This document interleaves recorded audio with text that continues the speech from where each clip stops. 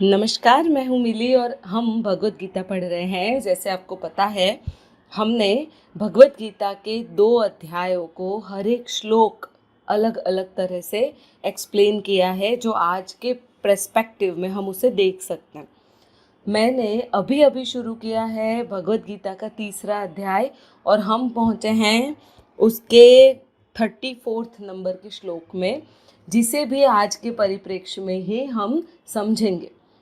आइए श्लोक नंबर देखते हैं हम 34 और एक्सप्लेनेशन यहाँ है। इंद्रिय इंद्रिय के अर्थ में अर्थात प्रत्येक इंद्रिय के विषय में राग और द्वेष छिपे हुए स्थित हैं। मनुष्य को उन दोनों के वश में नहीं होना चाहिए, क्योंकि वे दोनों ही इसके कल्याण मार्ग में विघ्न करने वाले महान शत्रु हैं। अब देखो, भगवान ने इंद्रियों को क्या कहा है? राग और द्वेष जिसमें छुपे हुए रहते हैं ऐसी जगह। अब सबसे पहले ये समझना होगा, द्वेष तो हम जैसे समझते हैं कि किसी से घृणा करते हैं, किसी को हम अपना नहीं समझते हैं, लोगों के साथ बुरा करने की एक जो जनरल ह्यूमन टेंडेंसी होती है उसे हम कहते हैं द्वेष। राग का अर्थ अलग अलग तरह से हम ले सकते हैं।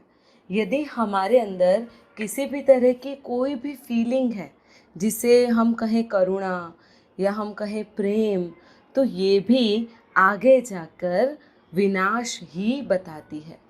अब सवाल ये खड़ा हो जाएगा कि प्रेम कैसे विनाश कर सकता है? बहुत सिंपल है।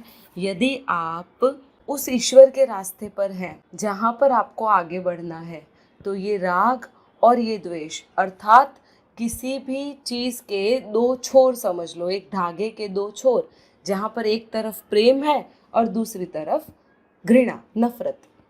अब होगा क्या? तो दोनों ही छोर हैं, वो आपको कहीं पर भी नहीं पहुँचाएंगे, वो आपको भ्रमित करेंगे।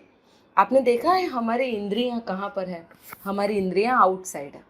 हम देखते बाहर का है, हम सुनते भी बाहर का है, हमारा स्वाद भी बाहर तक है, हमारी स्किन भी जो ऊपर का लेयर है ना, बस उसी में सेंसेस है। अंदर की तरफ एज सच कोई सेंसेस नहीं है।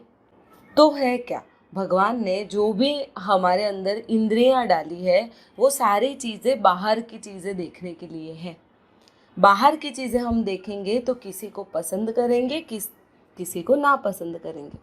ईश्वर ये कह रहे हैं, ये दोनों ही चीज़ें तुम्हें भ्रमित कर देगी। यहाँ पर पसंद और नापसंद का सवाल नहीं है। अर्जुन को युद्ध नहीं करना था, उसे पसंद नहीं है। यहाँ पर सवाल है आपके कर्तव्य का। आज मैंने एक मूवी के बारे में सुना है कि उन्होंने उस मूवी ने एटम बम बनाने की प्रेरणा ली थी भगवत गीता से। अब हम इस चीज़ को समझ सकते हैं कि हो सकता है अमेरिका का जापान शत्रु रहा हो और उनको विश्व युद्ध में लड़ना हो, उन्हें जीतना हो, तो वे एटम बम बनाकर उस पर डाल सकते हैं। उन्हें भी पता था नरसंहार होगा, काफ़ी सारे बेगुनाहों के की मृत्यु हो जाएगी। पर क्या कोई ऐसा सोच सकता है कि भगवत गीता सिर्फ नरसंहार के लिए ही इम्पॉर्टेंट है? यहाँ पर इम्पॉर्टेंट ये है कि जापान ने अमेरिका को कितना नुकसान पहुँचाया था वर्ल्ड वॉर से पहले और वर्ल्ड वॉर के दौरान।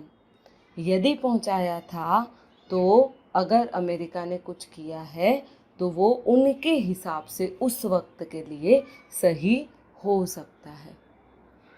अर्थ सिर्फ इतना ही है, यदि आपको कोई इतना परेशान कर देता है तो आपको चुप नहीं बैठना है।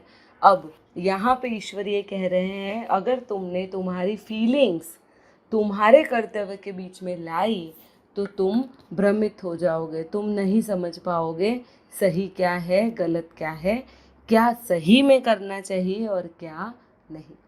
तो आज का वीडियो सिर्फ इतना ही। यदि मेरी चैनल पसंद आती है तो सब्सक्राइब कर दीजिए, लाइक करना ना भूलें। धन्यवाद।